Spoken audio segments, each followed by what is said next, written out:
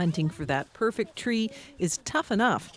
Watch out, watch out. Just ask this 10-year-old. A fake tree isn't the same. You don't get to cut it or anything. But fresh tree stock is scarce this year. They smell so good.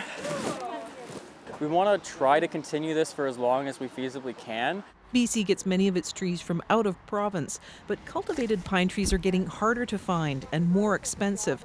A decent 2-meter-high Christmas tree will cost you $100 to $200. We continue to have to raise our prices in order to make funds, and for the most part, we're just having to pass that cost off to the customer. Well, for farmers, all the input costs are up. The cost of fertilizer's up, the cost of pesticides and sprays and everything else up. The cost of labor, it's very difficult to even get labor at a small farm. So all these input costs, fuel, everything is up. Adding to the challenge, climate change. Heat waves and droughts are not making it any easier. Statistics Canada says this country has lost 1,000 tree farms in a decade, and that's starting to affect retailers.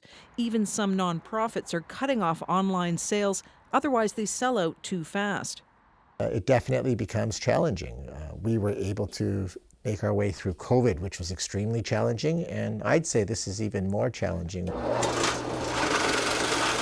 This year, a North Vancouver Lions Club could barely find 600 trees to sell. They usually buy closer to 1,600. That leaves them short about $30,000 in fundraising revenue they're offsetting with craft sales. That's a big hole left by missing trees until planting again catches up with Christmas demand. Yvette Brennan, CBC News, Vancouver.